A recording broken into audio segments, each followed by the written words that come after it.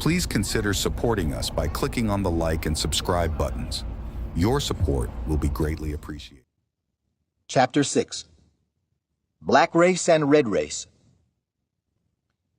During the year that I spent in Washington, and for some little time before this, there had been considerable agitation in the state of West Virginia over the question of moving the capital of the state from Wheeling to some other central point.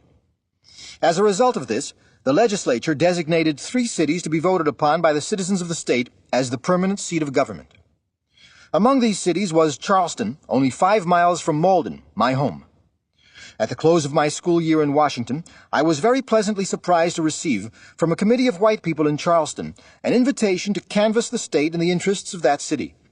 This invitation I accepted, and spent nearly 3 months in speaking in various parts of the state. Charleston was successful in winning the prize, and is now the permanent seat of government. The reputation that I made as a speaker during this campaign induced a number of persons to make an earnest effort to get me to enter political life, but I refused, still believing that I could find other service which would prove of more permanent value to my race. Even then I had a strong feeling that what our people most needed was to get a foundation in education, industry, and property, and for this I felt that they could better afford to strive than for political preferment. As for my individual self, it appeared to me to be reasonably certain that I could succeed in political life, but I had a feeling that it would be a rather selfish kind of success, individual success at the cost of failing to do my duty in assisting in laying a foundation for the masses. At this period in the progress of our race, a very large proportion of the young men who went to school or to college did so with the express determination to prepare themselves to be great lawyers or congressmen, and many of the women planned to become music teachers. But I had a reasonably fixed idea, even at that early period in my life, that there was need for something to be done to prepare the way for successful lawyers, congressmen, and music teachers. I felt that the conditions were a good deal like those of an old colored man during the days of slavery who wanted to learn how to play on the guitar. In his desire to take guitar lessons, he applied to one of his young masters to teach him. But the young man, not having much faith in the ability of the slave to master the guitar at his age, sought to discourage him by telling him, "Uncle Jake, I will give you guitar lessons, but, Jake, I will have to charge you $3 for the first lesson, $2 for the second lesson, and $1 for the third lesson. But I will charge you only 25 cents for the last lesson." Uncle Jake answered, "All right, boss, I hires you on dem terms. But, boss, I want you to be sure and give me dat last lesson first." Soon after my work in connection with the removal of the capital was finished, I received an invitation which gave me great joy, and which at the same time was a very pleasant surprise. This was a letter from General Armstrong, inviting me to return to Hampton at the next commencement to deliver what was called the postgraduate address. This was an honor which I had not dreamed of receiving. With much care, I prepared the best address that I was capable of. I chose for my subject, "The Force That Wins." As I returned to Hampton for the purpose of delivering this address, I went over much of the same ground, now, however, covered entirely by railroad, that I had traversed nearly 6 years before, when I first sought entrance into Hampton Institute as a student. Now I was able to ride the whole distance in the train. I was constantly contrasting this with my first journey to Hampton. I think I may say, without seeming egotism, that it is seldom that 5 years have wrought such a change in the life and aspirations of an individual. At Hampton, I received a warm welcome from teachers and students. I found that during my absence from Hampton, the Institute each year had been getting closer to the real needs and conditions of our people, that the industrial teaching, as well as that of the academic department, had greatly improved. The plan of the school was not modeled after that of any other institution then in existence, but every improvement was made under the magnificent leadership of General Armstrong, solely with a view of meeting and helping the needs of our people, as they presented themselves at the time. Too often, it seems to me, in missionary and educational work among undeveloped races, people yield to the temptation of doing that which was done 100 years before, or is being done in other communities 1,000 miles away. The temptation often is to run each individual through a certain educational mold, regardless of the condition of the subject or the end to be accomplished. This was not so at Hampton Institute. The address which I delivered on commencement day seems to have pleased everyone, and many kind and encouraging words were spoken to me regarding it.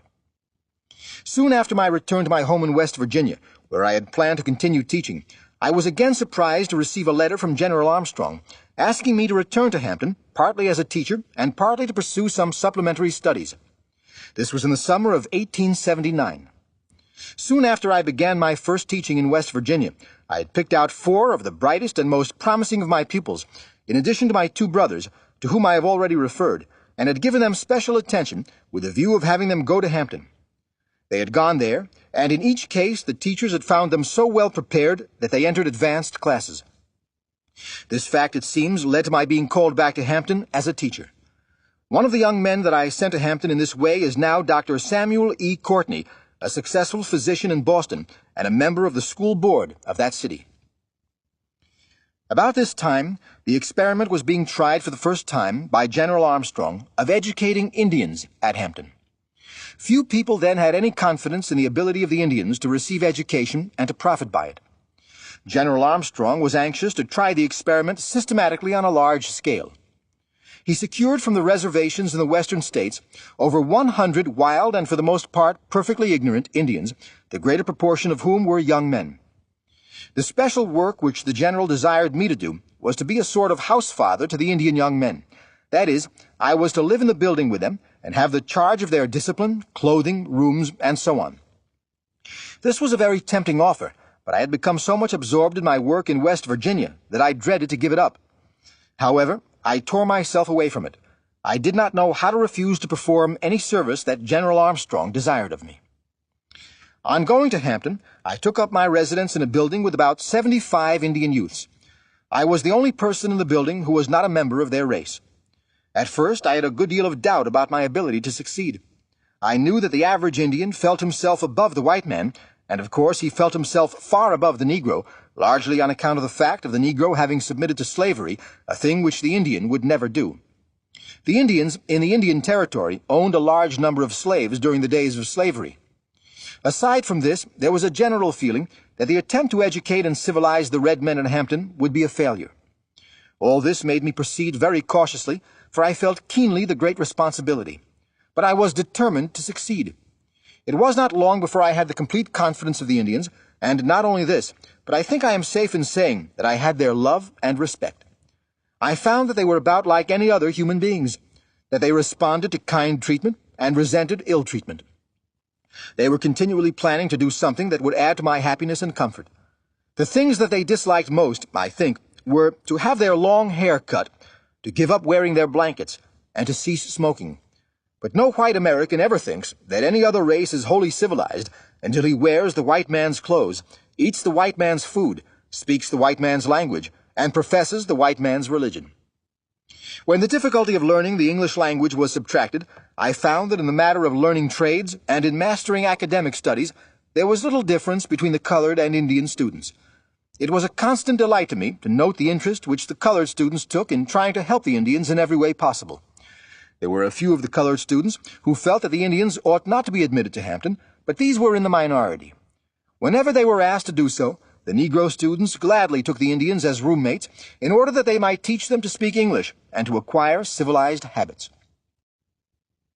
I have often wondered if there was a white institution in this country whose students would have welcomed the incoming of more than 100 companions of another race in the cordial way that these black students at Hampton welcomed the red ones.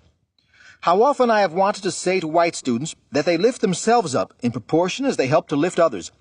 And the more unfortunate the race, and the lower in the scale of civilization, the more does one raise oneself by giving the assistance. This reminds me of a conversation which I once had with the Honorable Frederick Douglass. At one time, Mr. Douglass was traveling in the state of Pennsylvania, and was forced, on account of his color, to ride in the baggage car, in spite of the fact that he had paid the same price for his passage that the other passengers had paid. When some of the white passengers went into the baggage car to console Mr. Douglass, and one of them said to him, "I am sorry, Mr. Douglass, that you have been degraded in this manner," Mr. Douglass straightened himself up on the box upon which he was sitting, and replied, "They cannot degrade Frederick Douglass. The soul that is within me no man can degrade. I am not the one that is being degraded on account of this treatment, but those who are inflicting it upon me." In one part of our country, where the law demands the separation of the races on the railroad trains, I saw at one time a rather amusing instance which showed how difficult it sometimes is to know where the black begins and the white ends. There was a man who was well known in his community as a Negro, but who was so white that even an expert would have hard work to classify him as a black man. This man was riding in the part of the train set aside for the colored passengers. When the train conductor reached him, he showed at once that he was perplexed. If the man was a Negro, the conductor did not want to send him into the white people's coach. At the same time, if he was a white man, the conductor did not want to insult him by asking him if he was a Negro. The official looked him over carefully, examining his hair, eyes, nose, and hands, but still seemed puzzled. Finally, to solve the difficulty, he stooped over and peeped at the man's feet. When I saw the conductor examining the feet of the man in question, I said to myself, "That will settle it." And so it did, for the train man promptly decided that the passenger was a Negro and let him remain where he was. I congratulated myself that my race was fortunate in not losing one of its members. My experience has been that the time to test a true gentleman is to observe him when he is in contact with individuals of a race that is less fortunate than his own. This is illustrated in no better way than by observing the conduct of the old-school type of Southern gentleman when he is in contact with his former slaves or their descendants. An example of what I mean is shown in a story told of George Washington, who, meeting a colored man on the road once, who politely lifted his hat, lifted his own in return. Some of his white friends who saw the incident criticized Washington for his action. In reply to their criticism, George Washington said, "Do you suppose that I am going to permit a poor, ignorant colored man to be more polite than I am?" While I was in charge of the Indian boys at Hampton, I had one or two experiences which illustrate the curious workings of caste in America. One of the Indian boys was taken ill, and it became my duty to take him to Washington, deliver him over to the Secretary of the Interior, and get a receipt for him in order that he might be returned to his Western reservation. At that time, I was rather ignorant of the ways of the world. During my journey to Washington, on a steamboat, when the bell rang for dinner, I was careful to wait and not enter the dining room until after the greater part of the passengers had finished their meal. Then, with my charge, I went to the dining saloon. The man in charge politely informed me that the Indian could be served, but that I could not. I never could understand how he knew just where to draw the color line, since the Indian and I were of about the same complexion. The steward, however, seemed to be an expert in this matter. I had been directed by the authorities at Hampton to stop at a certain hotel in Washington with my charge, but when I went to this hotel, the clerk stated that he would be glad to receive the Indian into the house, but said that he could not accommodate me. An illustration of something of this same feeling came under my observation afterward. I happened to find myself in a town in which so much excitement and indignation were being expressed that it seemed likely for a time that there would be a lynching. The occasion of the trouble was that a dark-skinned man had stopped at the local hotel. Investigation, however, developed the fact that this individual was a citizen of Morocco, and that while traveling in this country, he spoke the English language. As soon as it was learned that he was not an American Negro, all the signs of indignation disappeared. The man who was the innocent cause of the excitement, though, found it prudent after that not to speak English. At the end of my first year with the Indians, there came another opening for me at Hampton, which, as I look back over my life now, seems to have come providentially to help to prepare me for my work at Tuskegee later. General Armstrong had found out that there was quite a number of young colored men and women who were intensely in earnest in wishing to get an education, but who were prevented from entering Hampton Institute because they were too poor to be able to pay any portion of the cost of their board or even to supply themselves with books. He conceived the idea of starting a night school in connection with the Institute, into which a limited number of the most promising of these young men and women would be received, on condition that they were to work for 10 hours during the day and attend school for 2 hours at night. They were to be paid something above the cost of their board for their work.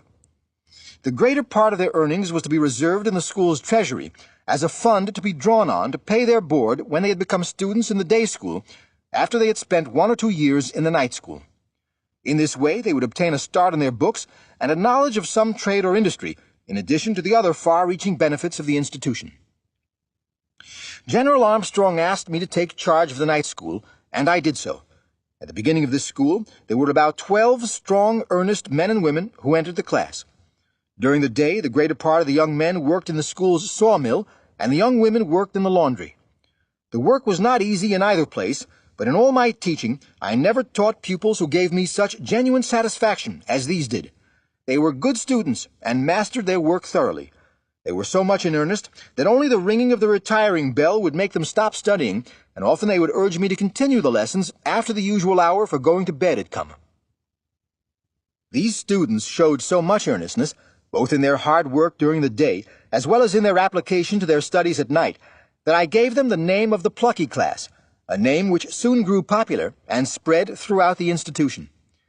After a student had been in the night school long enough to prove what was in him, I gave him a printed certificate which read something like this: "This is to certify that James Smith is a member of the Plucky class of the Hampton Institute and is in good and regular standing." The students prized these certificates highly, and they added greatly to the popularity of the night school.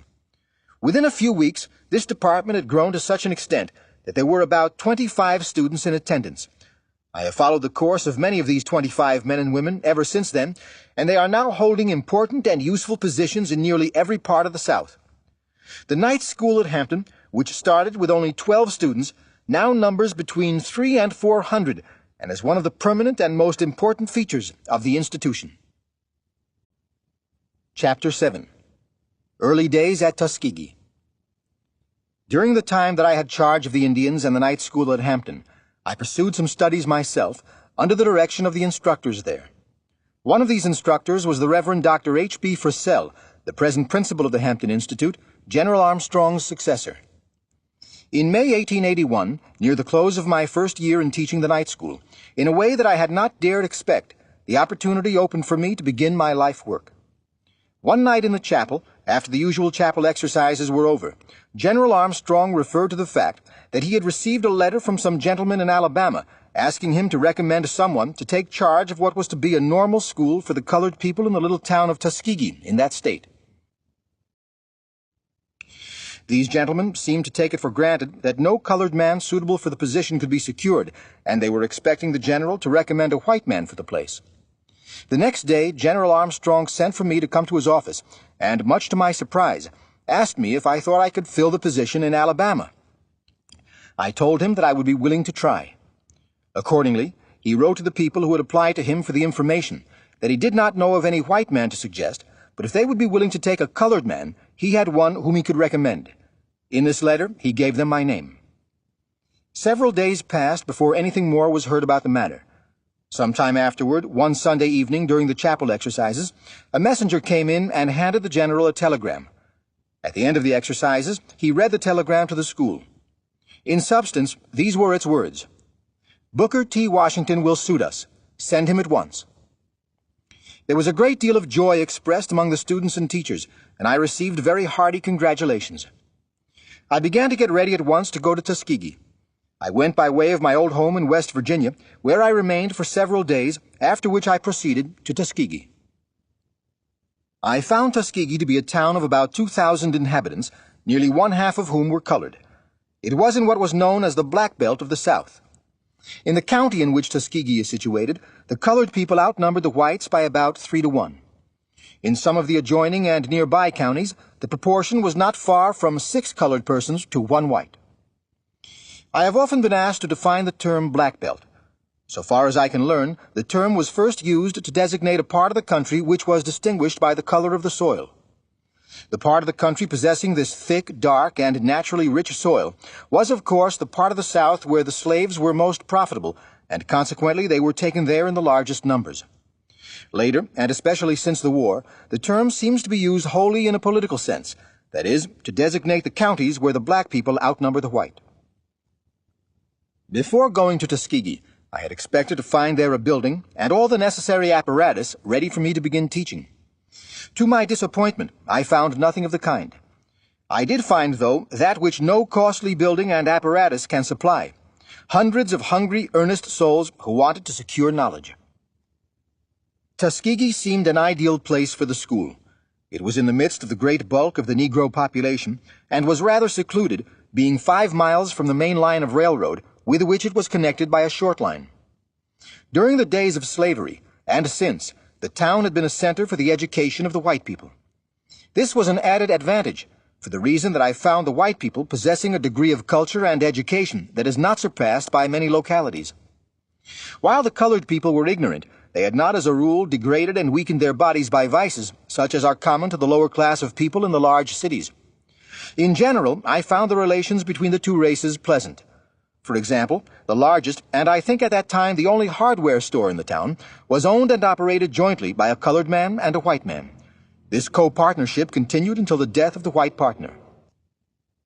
I found that about a year previous to my going to Tuskegee, some of the colored people who had heard something of the work of education being done at Hampton had applied to the state legislature, through their representatives, for a small appropriation to be used in starting a normal school in Tuskegee.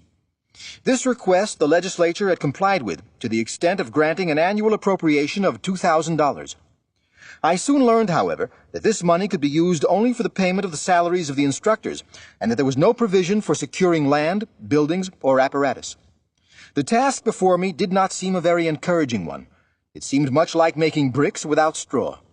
The colored people were overjoyed, and were constantly offering their services in any way in which they could be of assistance in getting the school started.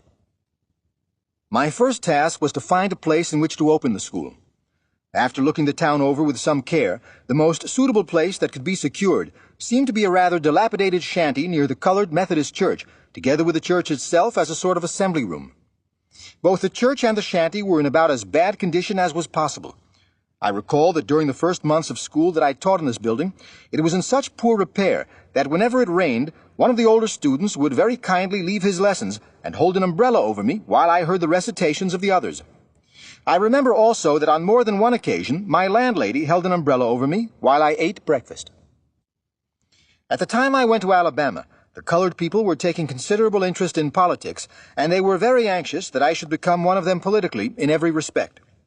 They seemed to have a little distrust of strangers in this regard. I recall that one man, who seemed to have been designated by the others to look after my political destiny, came to me on several occasions and said, with a good deal of earnestness, "We wants you to be sure to vote just like we votes. We can't read the newspapers very much, but we knows how to vote, and we wants you to vote just like we votes." He added, "We watches the white man, and we keeps watching the white man till we finds out which way the white man's gwine to vote.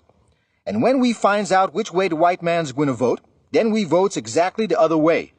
Then we knows we's right." I am glad to add, however, that at the present time, the disposition to vote against the white man, merely because he is white, is largely disappearing, and the race is learning to vote from principle for what the voter considers to be for the best interests of both races. I reached Tuskegee, as I have said, early in June 1881. The first month I spent in finding accommodations for the school and in traveling through Alabama, examining into the actual life of the people, especially in the country districts, and in getting the school advertised among the class of people that I wanted to have attended. The most of my traveling was done over the country roads, with a mule and a cart, or a mule and a buggy wagon for conveyance. I ate and slept with the people in their little cabins. I saw their farms, their schools, their churches. Since in the case of the most of these visits, there had been no notice given in advance that a stranger was expected, I had the advantage of seeing the real, everyday life of the people. In the plantation districts, I found that, as a rule, the whole family slept in one room, and that in addition to the immediate family, there sometimes were relatives, or others not related to the family, who slept in the same room. On more than one occasion, I went outside the house to get ready for bed, or to wait until the family had gone to bed.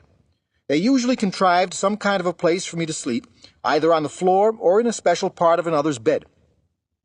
Rarely was there any place provided in the cabin where one could bathe even the face and hands, but usually some provision was made for this outside the house, in the yard. The common diet of the people was fat pork and corn bread. At times I have eaten in cabins where they had only corn bread and black-eyed peas cooked in plain water. The people seemed to have no other idea than to live on this fat meat and corn bread, the meat and the meal of which the bread was made having been bought at a high price at a store in town, notwithstanding the fact that the land all about the cabin homes could easily have been made to produce nearly every kind of garden vegetable that is raised anywhere in the country. Their one object seemed to be to plant nothing but cotton, and in many cases cotton was planted up to the very door of the cabin. In these cabin homes, I often found sewing machines which had been bought, or were being bought, on installments, frequently at a cost of as much as $60, or showy clocks for which the occupants of the cabins had paid $12 or $14. I remember that on one occasion, when I went into one of these cabins for dinner, when I sat down to the table for a meal with the 4 members of the family, I noticed that while there were 5 of us at the table, there was but one fork for the 5 of us to use. Naturally, there was an awkward pause on my part. In the opposite corner of that same cabin was an organ for which the people told me they were paying $60 in monthly installments. 1 fork and a $60 organ. In most cases, the sewing machine was not used. The clocks were so worthless that they did not keep correct time, and if they had, in 9 cases out of 10, there would have been no one in the family who could have told the time of day, while the organ, of course, was rarely used for want of a person who could play upon it. In the case to which I have referred, where the family sat down to the table for the meal at which I was their guest, I could see plainly that this was an awkward and unusual proceeding, and was done in my honor. In most cases, when the family got up in the morning, for example, the wife would put a piece of meat in a frying pan and put a lump of dough in a skillet, as they called it. These utensils would be placed on the fire, and in 10 or 15 minutes breakfast would be ready. Frequently the husband would take his bread and meat in his hand and start for the field, eating as he walked. The mother would sit down in a corner and eat her breakfast, perhaps from a plate, and perhaps directly from the skillet or frying pan, while the children would eat their portion of the bread and meat while running about the yard. At certain seasons of the year, when meat was scarce, it was rarely that the children who were not old enough or strong enough to work in the fields would have the luxury of meat. The breakfast over, and with practically no attention given to the house, the whole family would, as a general thing, proceed to the cotton field. Every child that was large enough to carry a hoe was put to work, and the baby, for usually there was at least one baby, would be laid down at the end of the cotton row so that its mother could give it a certain amount of attention when she had finished chopping her row. The noon meal and the supper were taken in much the same way as the breakfast. All the days of the family would be spent after much this same routine, except Saturday and Sunday. On Saturday, the whole family would spend at least half a day, and often a whole day, in town. The idea in going to town was, I suppose, to do shopping, but all the shopping that the whole family had money for could have been attended to in 10 minutes by one person. Still, the whole family remained in town for most of the day, spending the greater part of the time in standing on the streets, the women too often sitting about somewhere smoking or dipping snuff. Sunday was usually spent in going to some big meeting. With few exceptions, I found that the crops were mortgaged in the counties where I went, and that the most of the colored farmers were in debt. The state had not been able to build schoolhouses in the country districts, and as a rule the schools were taught in churches or in log cabins. More than once, while on my journeys, I found that there was no provision made in the house used for school purposes for heating the building during the winter, and consequently a fire had to be built in the yard, and teacher and pupils passed in and out of the house as they got cold or warm. With few exceptions, I found the teachers in these country schools to be miserably poor in preparation for their work, and poor in moral character. The schools were in session from 3 to 5 months. There was practically no apparatus in the schoolhouses, except that occasionally there was a rough blackboard. I recall that one day I went into a schoolhouse, or rather into an abandoned log cabin that was being used as a schoolhouse, and found 5 pupils who were studying a lesson from one book. 2 of these, on the front seat, were using the book between them. Behind these were 2 others peeping over the shoulders of the first 2, and behind the 4 was a 5th little fellow who was peeping over the shoulders of all 4.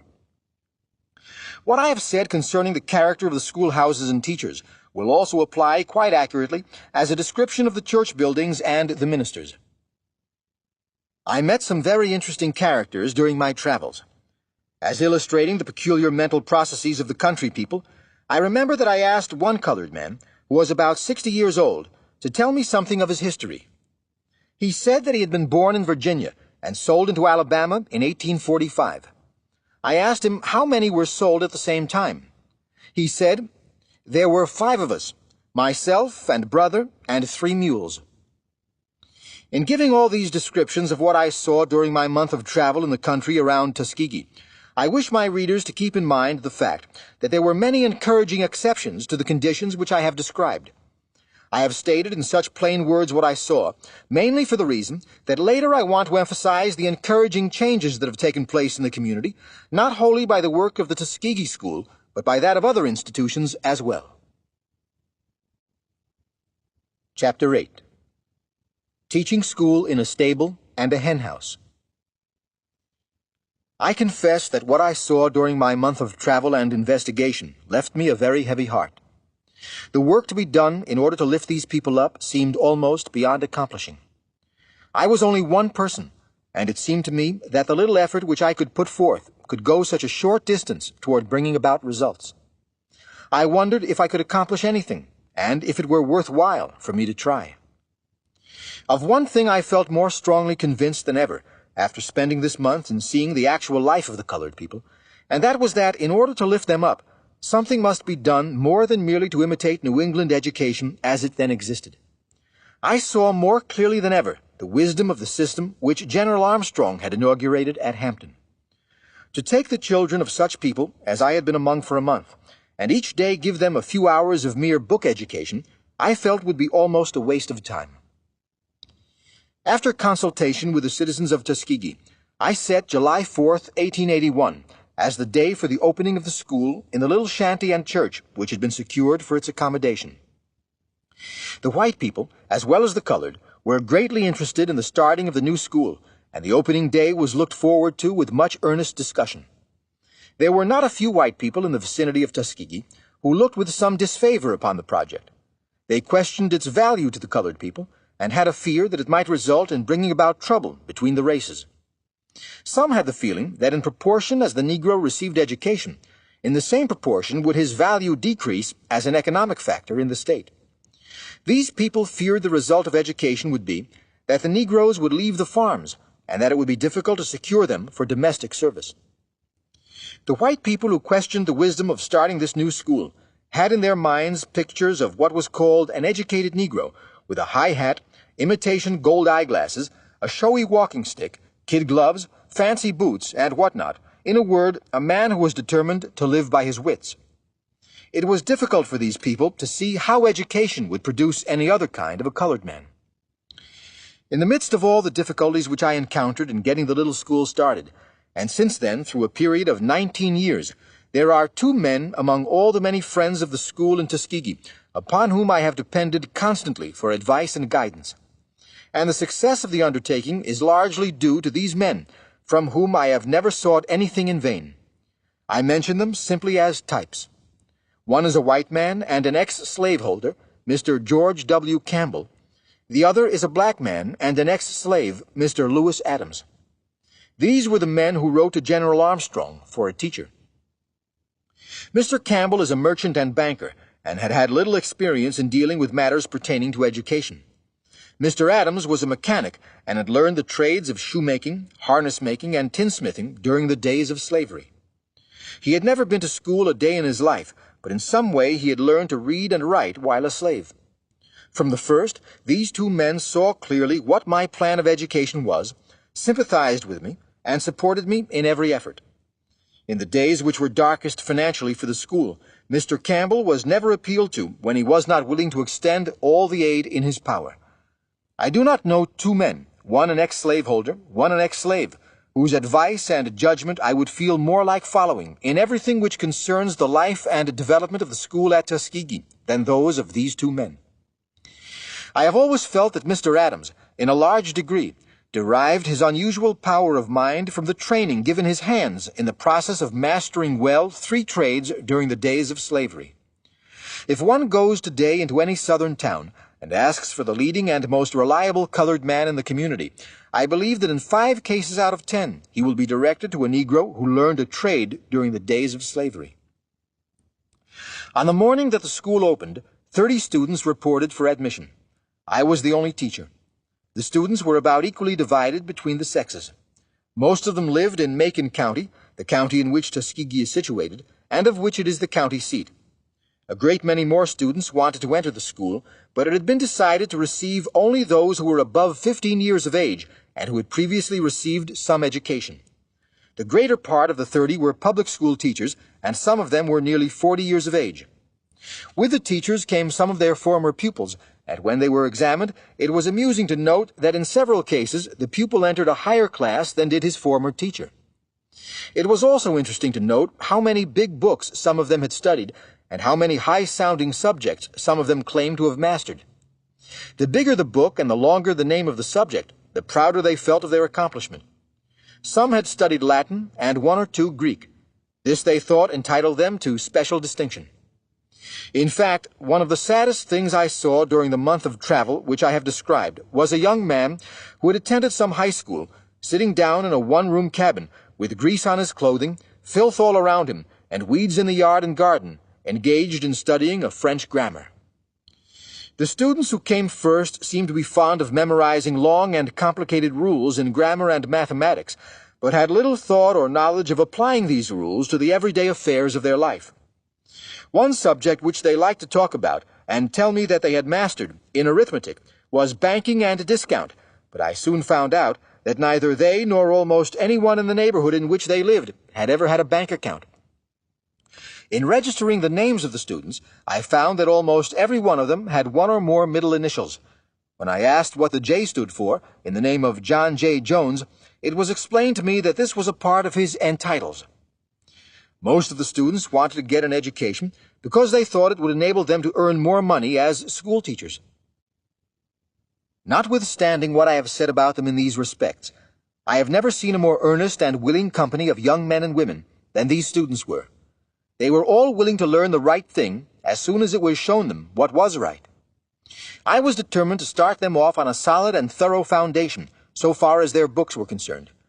I soon learned that most of them had the merest smattering of the high-sounding things that they had studied. While they could locate the desert of Sahara or the capital of China on an artificial globe, I found out that the girls could not locate the proper places for the knives and forks on an actual dinner table or the places on which the bread and meat should be set.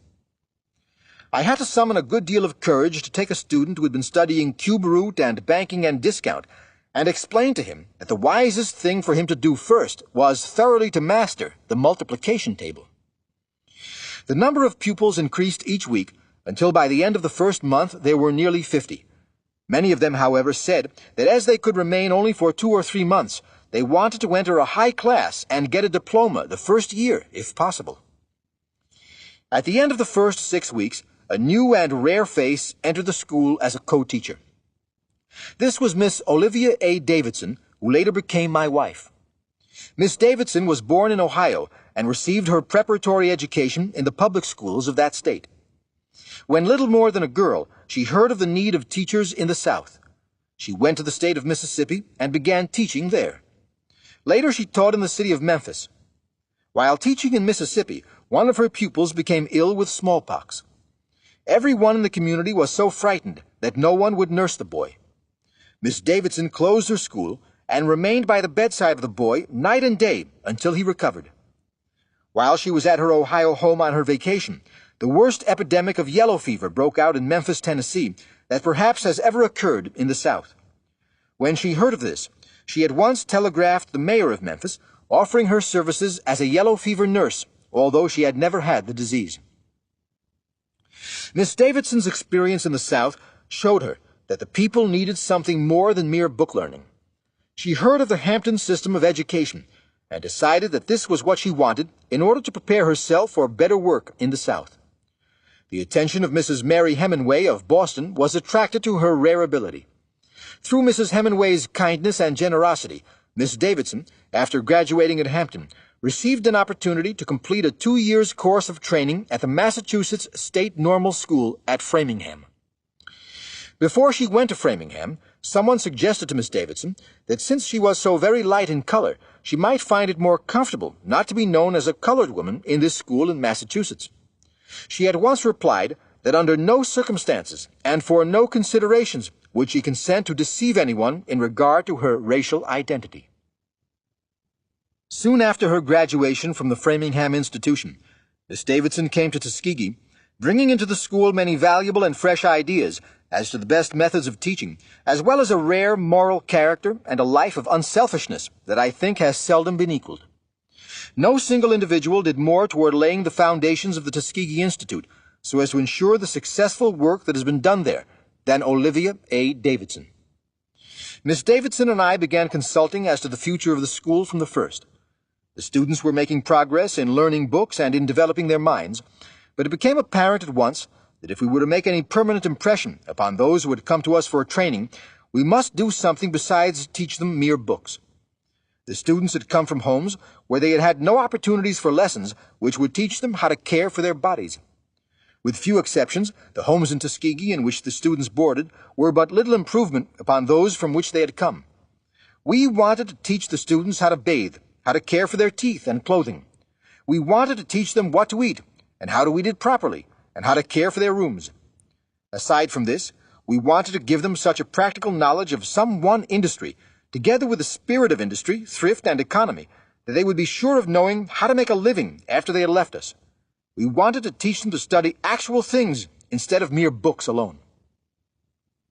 We found that the most of our students came from the country districts, where agriculture in some form or other was the main dependence of the people. We learned that about 85% of the colored people in the Gulf states depended upon agriculture for their living.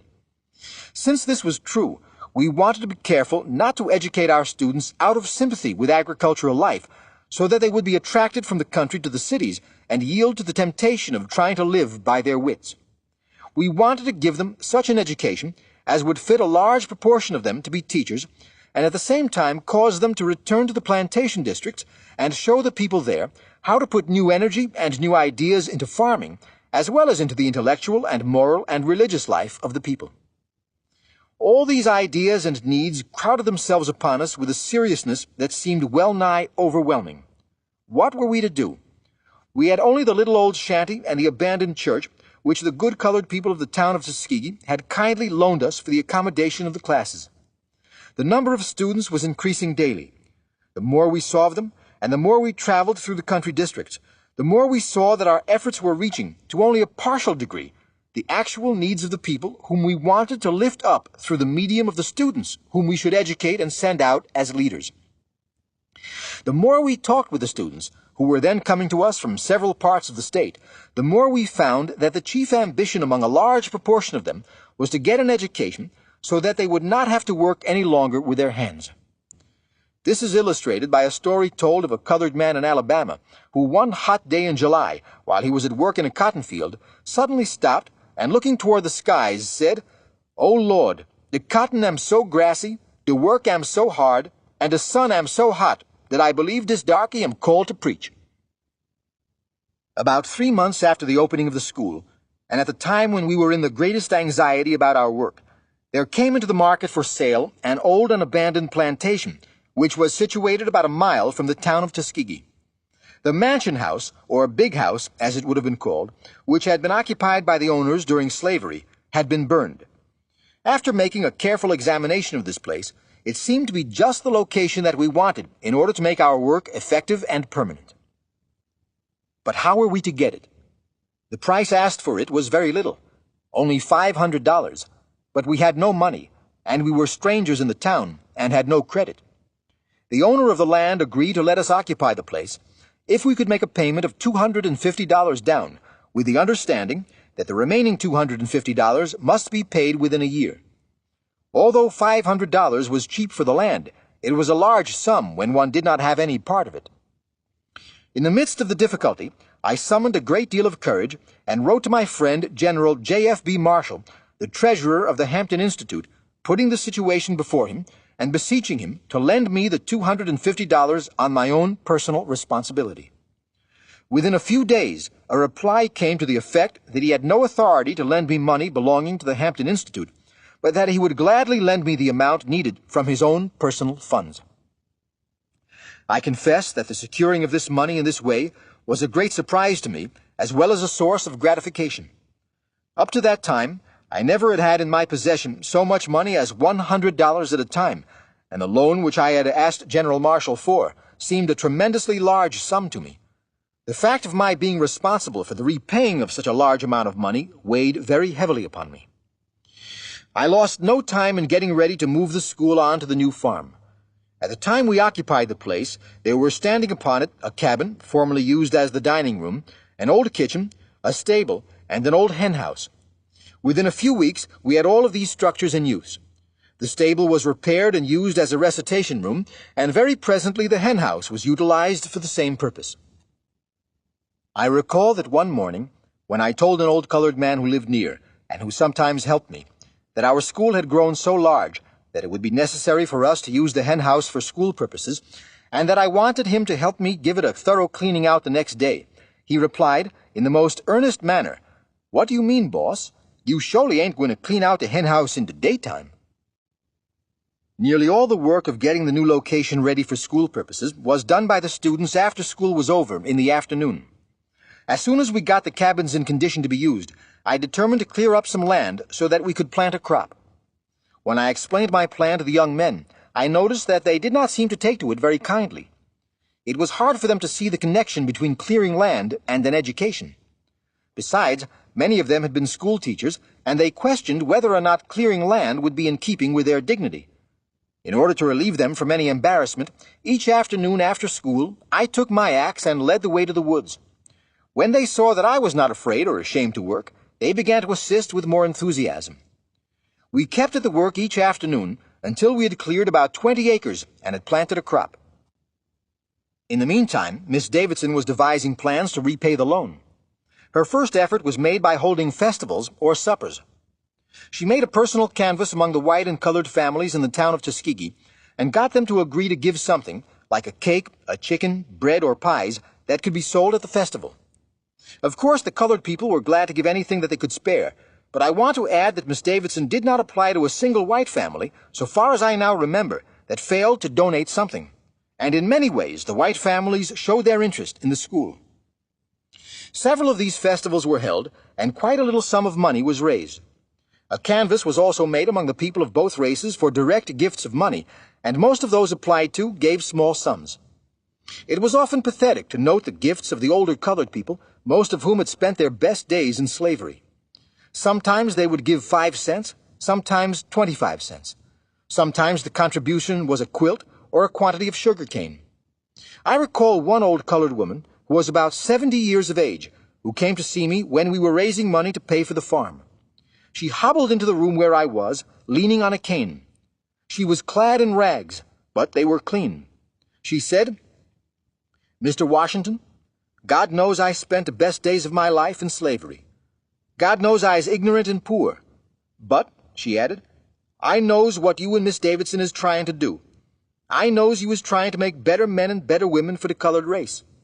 I ain't got no money, but I wants you to take these 6 eggs, what I's been saving up, and I wants you to put these 6 eggs into the edification of these boys and gals." Since the work at Tuskegee started, it has been my privilege to receive many gifts for the benefit of the institution, but never any, I think, that touched me so deeply as this one. Chapter 9. Please consider supporting us by clicking on the like and subscribe buttons. Your support will be greatly appreciated.